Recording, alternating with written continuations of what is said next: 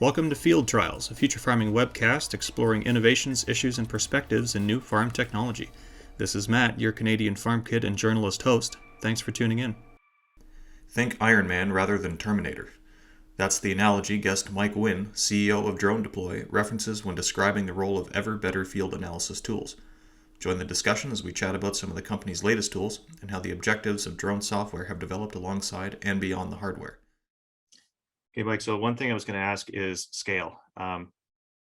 Personally, I come from a background where I say cash crops or corn, soybeans, wheat.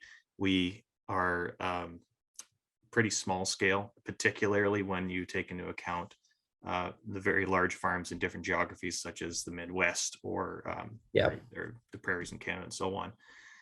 I can see a lot of what you say being very valuable. Obviously, if the price point was worked out, it would be fine either way. But something like stand counts, very important.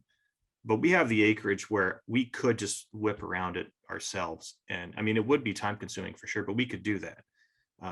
If I'm running 3,000 acres or 30,000 acres, that's a whole different ball of wax, right? Yeah. So I'm just wondering, are there any kind of practical limitations on that sort of thing? And maybe not just stand counts, but like satellite imagery, I don't need that most of the time.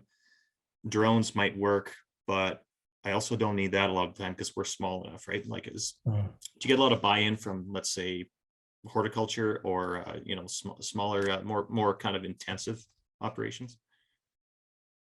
Yeah, so I mean, you're absolutely right. Every decision in people using your product comes down to like an ROI. And often it's like how much are they going to use it and how valuable is their time? And so what we found over time is that it can be valuable to anyone that places very high value on their time and the ability to get very accurate data. But it's not for every space. So for example, we do a ton of work, you talked about cash crops, but we don't actually see as many users in vineyards, for example, in California, because you can go and look at literally every vine. And people are all the time. There's such a high density of value. So the places where people are using it the most are actually in the retailers and the seed companies, where they have reps that need to go, agronomists that are going literally from field to field, and they need in 15 minutes to know what's going on. And they don't intimately know every piece of ground that they're having to cover, right?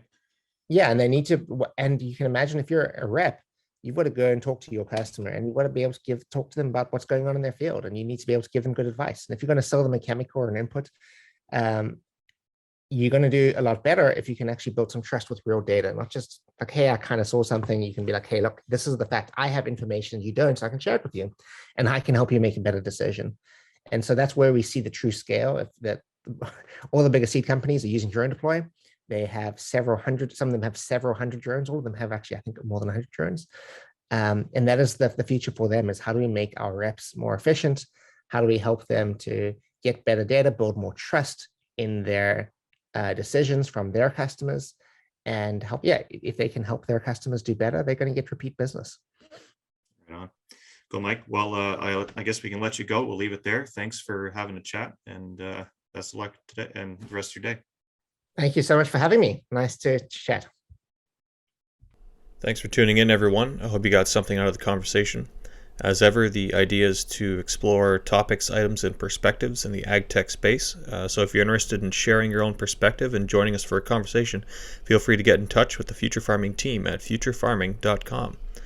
You can also reach me directly at FurRural on Twitter. That's at FERRURAL on Twitter, or via ruralphilosopher.com. Thanks again for listening.